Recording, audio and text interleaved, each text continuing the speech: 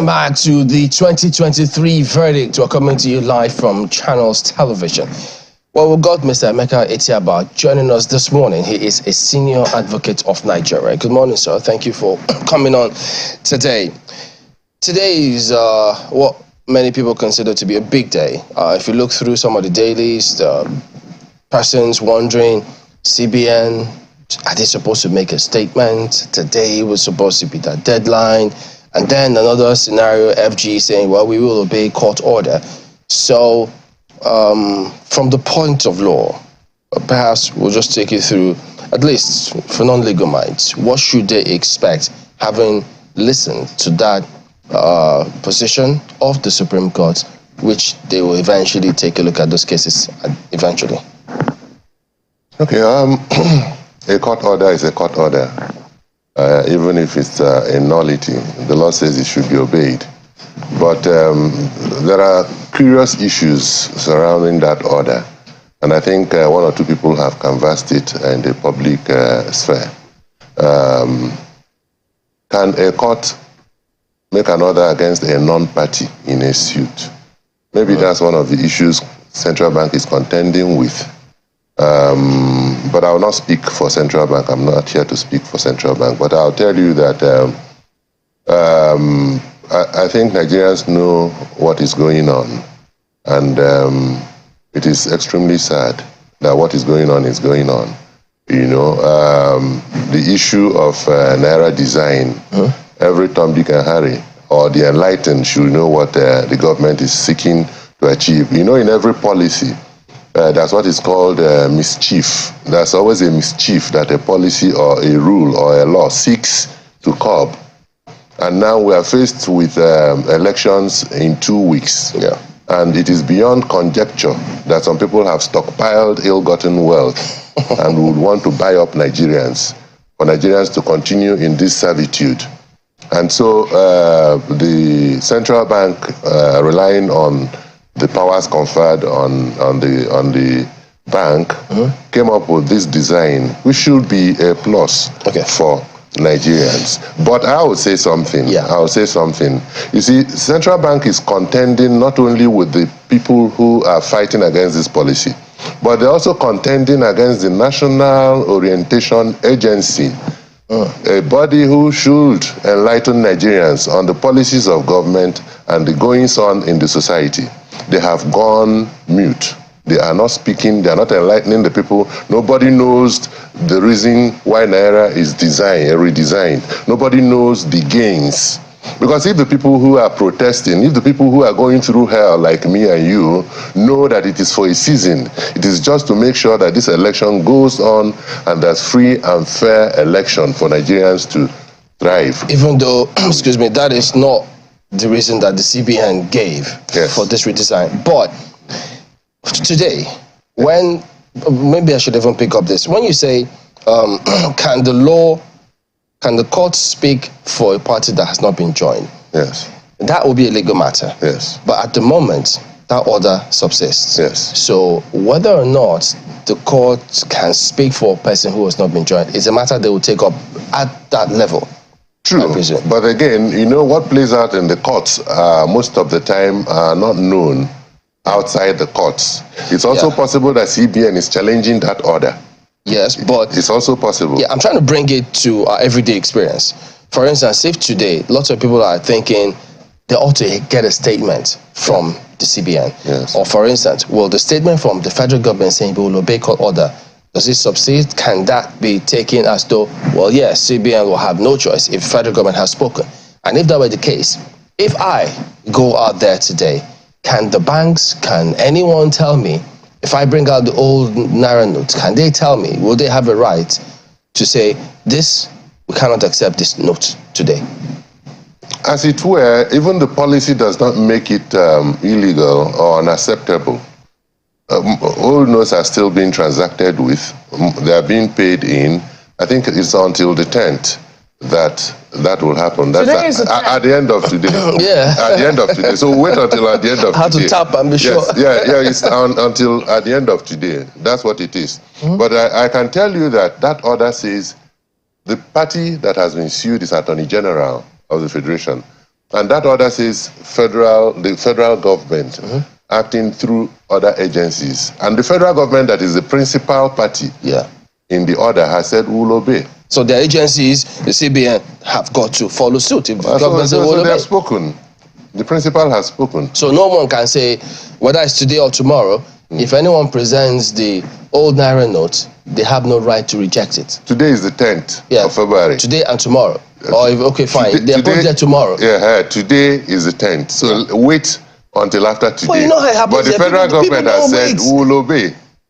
Don't preempt the federal government. Okay, so for tomorrow, if they were to present the old Naira note, maybe you will invite me back on Sunday. Mr. Etiaba, you're not a politician, you're a lawyer, so tell us, what is the I'm position? not a political. Oh dear. I'm not a political. In fact, Nigeria has driven everybody to the point where there's no politician, there's no non-politician anymore. Everybody is active in the political sphere. Yeah, so, regardless of whether or not people are political or not, you know, there's some basics that we can agree on. Definitely. In terms of how this policy has affected, you know, everyone, or how it has affected the populace. The kinds of things that we have seen from the banks has been unprecedented. The people who have been affected by, I mean, look at today's dailies, for instance, old banknotes, confusion as banks insist on today's deadline. It ought not to be. Look at this, Naira crisis, food traders count losses, slash prices of wares. This is not what was precedented by the policy of the... I don't think that this was what the central bank intended when it said to redesign the Naira. So if this is not what was intended and people are really, really suffering, I mean, you and I, we are at a certain level enlightened that maybe we are able to still carry on regardless. But these are the immediate consequences. People who live from hand to mouth finding it a bit difficult. Shouldn't there be questions as to, or a review of this policy, perhaps to ease the discomfort that people are going through? Okay, thank you, Mo. The truth is that you have to draw a dichotomy between the policy and the people who are implementing it, the implementation. I think much of the problem that we face today in Nigeria is the implementation. We have seen that some banks stash these monies away and probably in connivance with politicians give them out. Do you understand? Maybe these monies are not reaching the people because the government cannot be that naive that they say don't transact with old notes and they are not making available the new notes. It's also possible that the problem is with the implementation, not the policy. And again, we look at it and we tell ourselves the truth. The truth is that the central bank has put machineries in motion to make sure that the policy is implemented as they planned. I'm not their spokesman, but I know that if you read the newspapers, if you go through, if you listen to channels, TV, you will find out that central bank has deployed men and women in different centers, different areas of Nigeria, trying to make sure that these monies go down. That's a story of a machine, money dispensing machine, bankers wrapped up Naira and put there. Never thought they were waterproof so that it will not dispense that money. So when you go to the machine, ATM machine, you see money inside it, but it cannot dispense. So every opportunity in Nigeria is an opportunity for people to cash in and make money. And that is so sad. So CBN, apart from obeying the court order, should review or continue to review the implementation. And so that's my take on it for now. Okay, so now the other matter is the perception of the courts in this, and judiciary basically, in this whole scheme as we move on to our elections. There are quite a number of people who just think they can't relate. They think that the court is an abstract. They think it's just aloof, not in touch with our present reality. Sometimes things are about to happen and then the court gives an order and it just shifts and affects every other thing. So they think that the court is pliable. For those who have that kind of impression, what can you say to them? I'll say to them that they are not wrong. They're not wrong because we'll see certain things, certain decisions that do not go well with the people, and even the dramatis personae. They know that what the Supreme Court has held is not in line with what they saw in the field. For example, I'm not about commenting on Lawan's judgment, but the truth is that everybody knows that Lawan contested for the presidential ticket of APC. So how come he ended up with the ticket of APC, a senatorial ticket of APC? So these are realities that people see with their eyes. And so when the judgment comes, no matter how brilliant the judgments are, when they don't accord with what they see with their eyes, they are bound to complain. You know, there are judgments like that. And so that calls also for a review of the participation of the judiciary in pre-election matters and even post-election matters. More of it should go to the political parties and not to the judiciary. So does that then mean that, because after you see cases where the courts, for instance, declares a governor or declares someone a governor, and many just think, no, this cannot be. This is not what we want. So Supreme Court put certain people in certain places, and you thought probably lessons might have been learned. So still a lot of people think it doesn't appear as though that is the case. How do we relate with that? Yeah, that's where we are. We've seen cases. I've not gone to, since February last year, I've only been to my village twice. Maybe twice because of insecurity. And these breed insecurity from Imo State, where the major one happened. There has been unrest. Insecurity commenced from there and has spilled over Anambra. You know, because when we sit in courts and speak English, we do not realize what the ripple effects are. I can also tell you that when I watch the National Assembly players talk and bandy their arguments and all that, I actually also wonder whether they go back to their villages to know what their actions and policies portend for the people. So it is very important, like you said, these people should not feel like they are shut out from the society. We're all Nigerians. We're all Nigerians, and we should know where these decisions and these policies leave Nigerians. So I am not about saying that everything judiciary does is good or correct. No. For example, you look at the pre-election matters that have been decided. The Electoral Act gives power to the Federal High Court to determine all pre-election matters. Over 50% of the matters determined by Federal High Court were upturned or are being upturned by the Court of Appeal. So you now find out that the law is no longer certain. The political parties do not know who their candidates are until the final judgment. And when the final judgment at the Supreme Court comes, they grapple with it even when they are not happy with it. Is this something the NBA can address? Because it borders on the profession.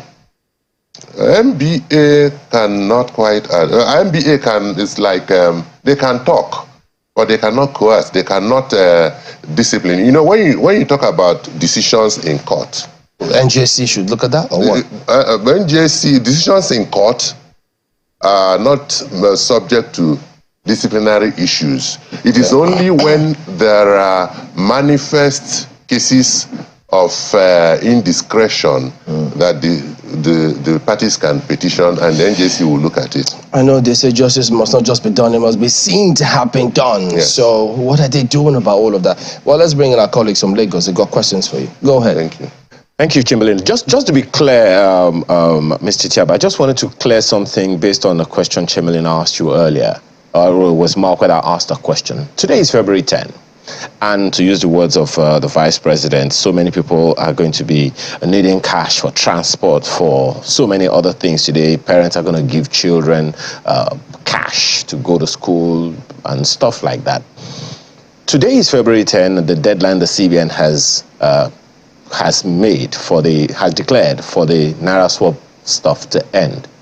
Will people be able to use their old Naira notes today? Even though the Supreme Court has made a ruling, but the CBN is yet to make clarifications. While I still insist that I'm not a spokesman of the CBN, I know the federal government says they will obey court order, and I know that until the end of today, no one will say for sure whether CBN will make monies available today or not. But I am aware, based on what I see and what I read, that CBN is trying to make sure that the sufferings of the people ameliorated, that the implementation is seamless. I'm aware that those moves are being made and made very innocently. And Mr. Etiaba, if I were to visit the bank, if I were to visit the bank this morning with an intention to deposit my old note and my banker declines, accepting that currency from me, am I, what are the options left for me? Should I, argue with the CBN verdict saying that they are duty bound to collect the old currency from me? You see, my sister, the truth is that Nigeria has become a jungle. Nobody has any right. You want to travel, you buy a flight ticket, you get to the airport, there's no flight, there's no announcement as to what is going on. And at the end of the day, flight is cancelled. You're not able to find any, any solution to your problem, and you cannot complain. Just as with what question you have asked, the truth is that you go to the bank today, if they don't accept money from you and they don't dispense money, based on the Supreme Court ruling order, you can go back to court and then seek damages. That's what option that you can explore. Go back to court to ventilate your anger, because you obviously have a right of action. Mr. Etiaba, what would you do? What would you do were you to be faced with the same circumstance? If I were the one, I would not go at all.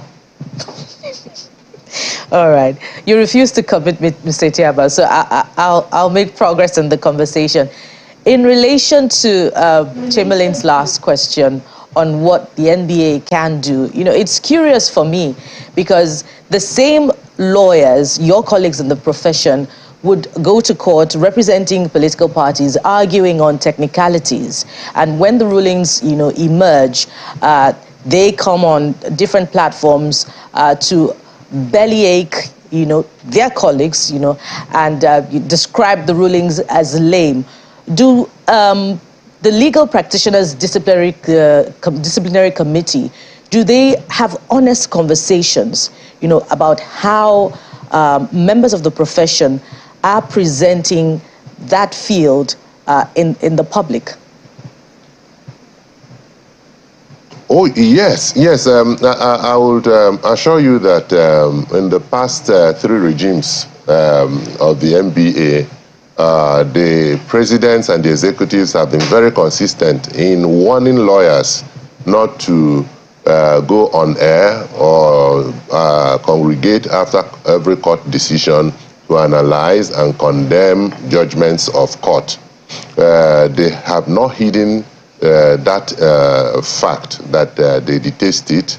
And even at the last Supreme Court, what function was it? I think it was the elevation of the new senior advocate sometime this year. I remember the president of the bar even indicted publicly senior advocates who were fond of making such comments. Their names were mentioned and actions were threatened to be taken. So the NBA is not taking it lightly.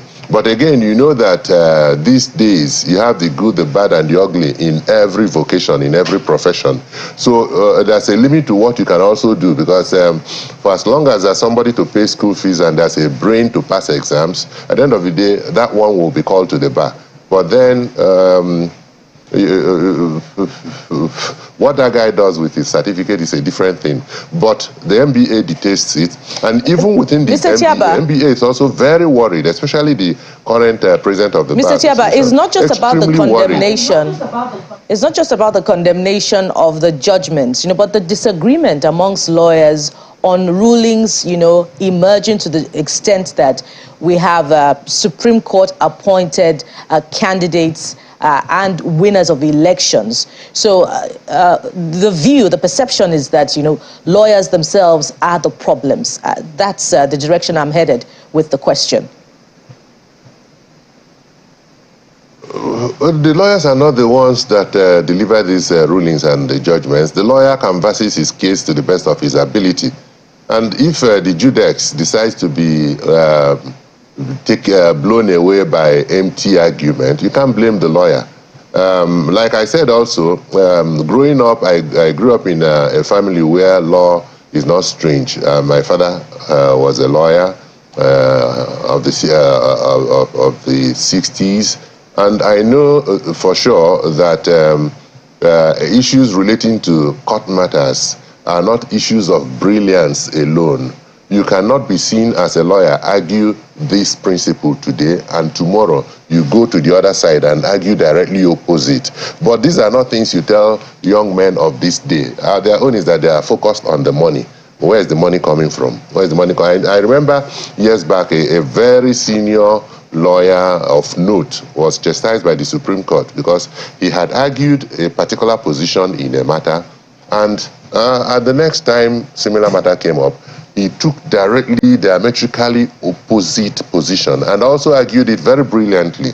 And the Supreme Court justices descended on him, but these are not things you tell anybody today because lives have been monetized and most people are looking at the money. For me, I don't argue everything I see, but there's a limit to how many numbers that will do it the way you want it done.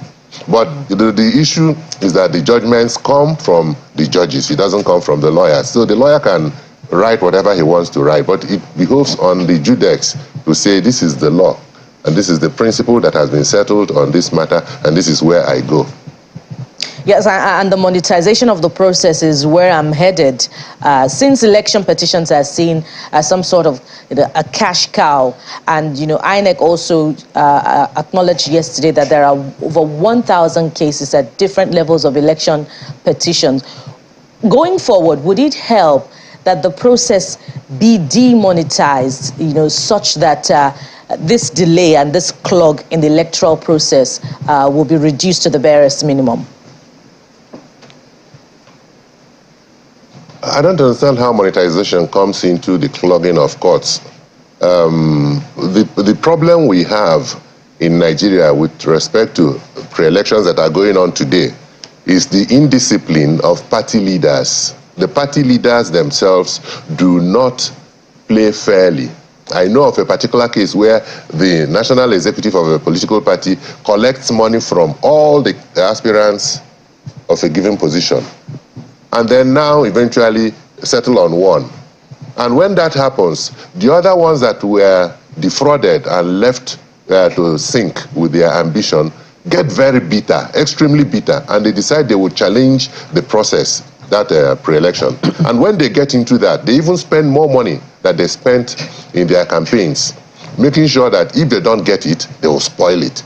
If they don't get the ticket, they will make sure that nobody gets it. And so the party executives are the ones that are at the foundation of this problem. If they make the pre-election, the primaries fair, then the people who lose will say, beat their chest and say, I lost, and they go home. They even support the ones that won. So it's actually not an issue. Monetization probably goes to when you talk about whether bribery occurs or does not occur. That's where monetization comes in. Well, and then with what the national chairman of INEC said about the number of pre-election matters that are pending and writing to the Bar Association. Yes, he did well to have written to the Bar Association.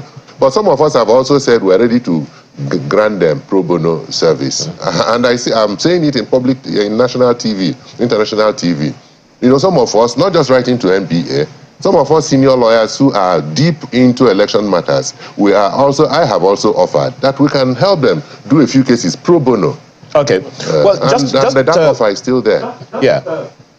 Well, just to also speak to one of the things that the president of the NBA again, there's something that is important. Okay. Go ahead. Okay, there's something that is also important. You see, you talk about clogging the courts. You're right. But I also think that there's need to review the Constitution, because House of Assembly, National Assembly, pre-election matters, they don't have any business going to the Supreme Court, just like post-election matters. They shouldn't go to Supreme Court. They should terminate at the point of Court of Appeal. Why would Supreme Court sit over